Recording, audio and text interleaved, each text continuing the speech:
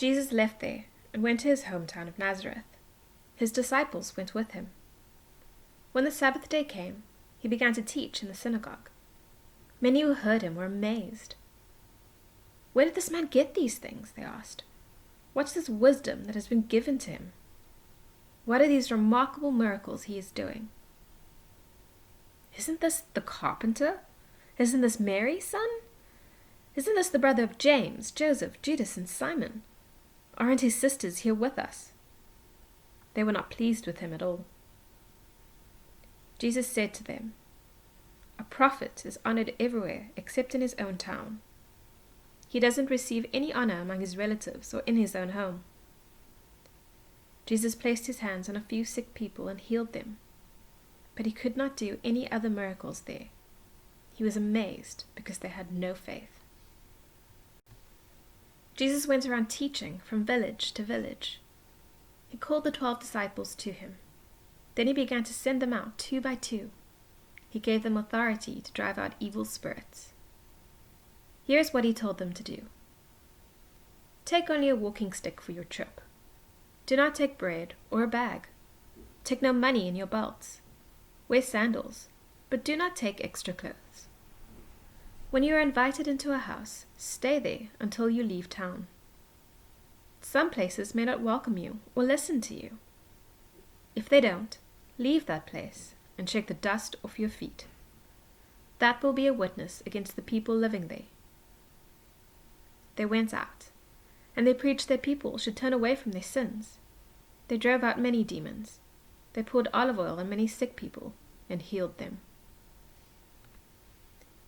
King Herod heard about this. Jesus' name had become well known. Some were saying, "John the Baptist has been raised from the dead. That is why he has the power to do miracles." Others said, "He is Elijah." Still others claimed, "He is a prophet. He is like one of the prophets of long ago." But when Herod heard this, he said, "I had John's head cut off, and now he has been raised from the dead."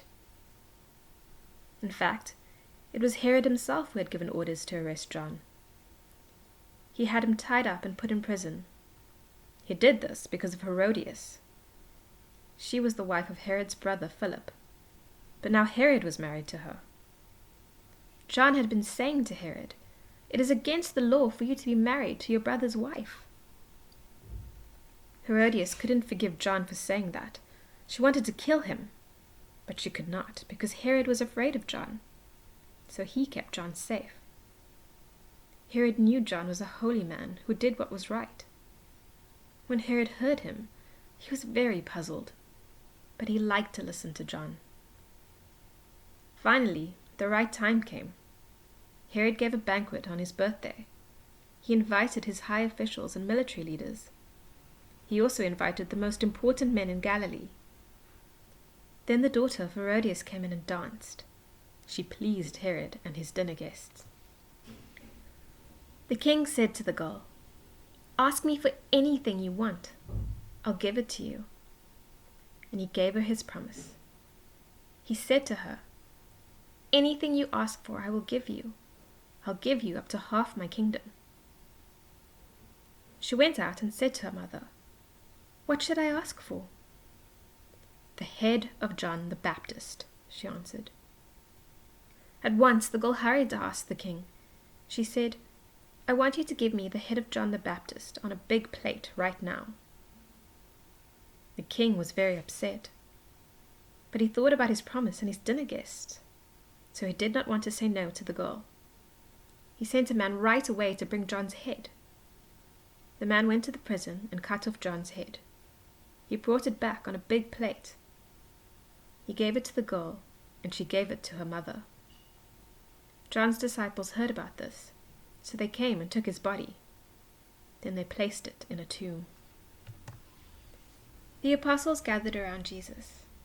They told him all they had done and taught. But many people were coming and going, so they did not even have a chance to eat. Then Jesus said to his apostles, "Come with me by yourselves to a quiet place. You need to get some rest." So they went away by themselves in a boat to a quiet place. but many people who saw them leaving recognized them. They ran from all the towns and got there ahead of them.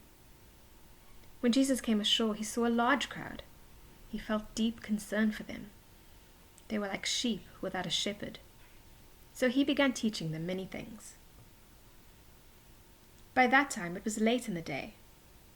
His disciples came to him. "There is nothing here," they said. "It's already very late. Send the people away.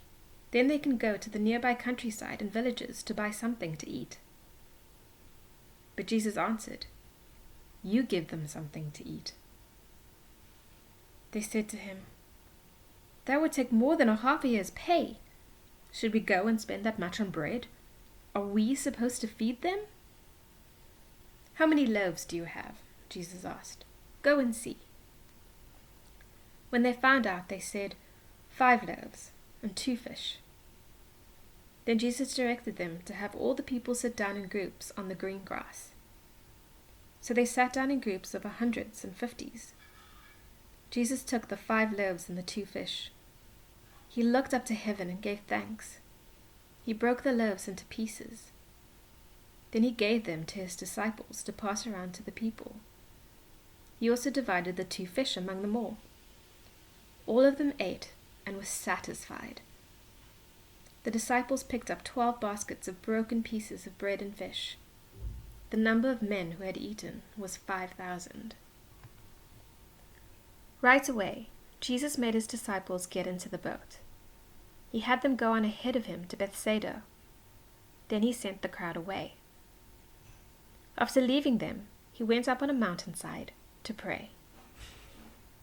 Later that night, the boat was in the middle of the Sea of Galilee. Jesus was alone on land. He saw the disciples pulling hard on the oars. The wind was blowing against them. Shortly before dawn, he went out to them.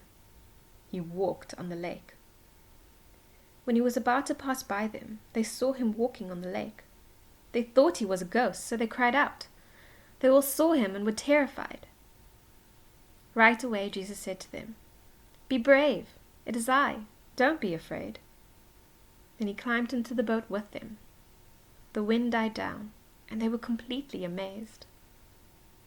They had not understood about the loaves. They were stubborn. They went across the lake and landed at Gennesaret. There they tied up the boat. As soon as Jesus and his disciples got out, people recognized him. They ran through the whole area to bring to him those who were sick. They carried them on mats to where they heard he was.